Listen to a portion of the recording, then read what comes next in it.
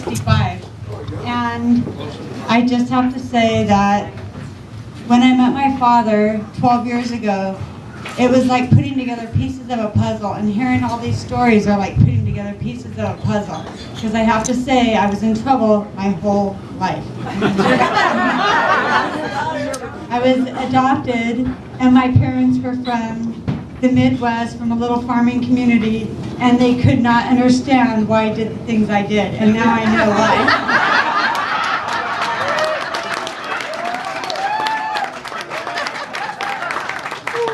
I was restricted my whole childhood. It was awful. But I have to say, one of my fondest memories of my father was him showing up for my son's graduation from the Naval Academy at Annapolis. And I spoke to him of the event coming up, and he told me that he was going to make it. But with my dad, I mean, I never knew whether he'd actually show up or not. And I always told him, you know, if he could make it, he did, and if he didn't, he didn't. But he called me. I just showed up. We were in Washington, D.C. It was in the morning, and my whole family and part of my husband's family, we were all there. We were sightseeing. And he called me about 10 o'clock in the morning, and he said, "Guess what, I'm here." And I'm like, "Okay." I go, "Where are you?" And he goes, "Well, I'm at O'Brien's in downtown Annapolis."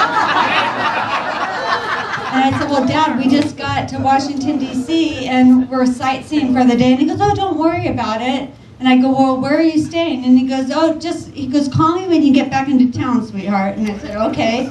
So we did our sightseeing for the day. We showed back up. We got back to our house, and I called him again, and he said, "Well, I'm still at O'Brien's. Are you coming here?" And granted, this is like 8 or 9 hours later. And I said, "Yeah, Dad, we're going to be there." And I go, "Okay, we got to get to O'Brien's. My dad's been there all day, and his voice sounds different now." We hurry up, and we get changed, and we go to O'Brien's in downtown Annapolis. And there he is. He has his little carry-on bag right next to him, sitting at the bar. And he was friends with everyone in the bar. When we showed up, it's like he'd lived there his whole life. He was friends with the bar. He introduced us to everybody there. And he told me, he goes, "Is Scott showing up?" And I go, "Yeah, Scott's back at the base, and he's gonna meet us here. I talked to Scott. He's gonna meet us here." So we're all there, and Scott ends up walking from the base. It's right down the street from the base, and he shows up, and Scott walks in, and he goes, "Scott, if any of your kids from the company, if they show up here," he said, "I'm buying everybody a drink." He goes, "Anyone from your company who shows up, they're getting a drink." Well, just then, a busload of kids from Scott's company, and I'm not kidding, it's a busload, they hop off the bus, they get in there, and they all have t-shirts on, they're doing a bar hop, and 40-something boys from this company, they show up, and he buys every one of them a drink. And I go, "Can you believe it?" He did a toast to my son, to my grandson, Scott Clark, the Admiral. The Admiral.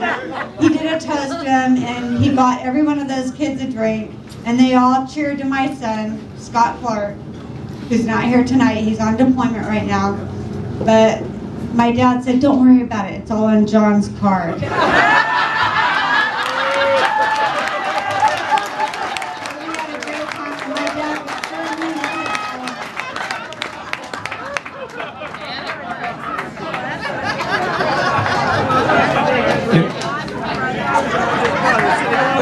I had the pleasure of Tommy's friendship for more than 40 years, and if I knew that he had a daughter this good looking, I would have brought my sons around a lot earlier. Thanks, Gil.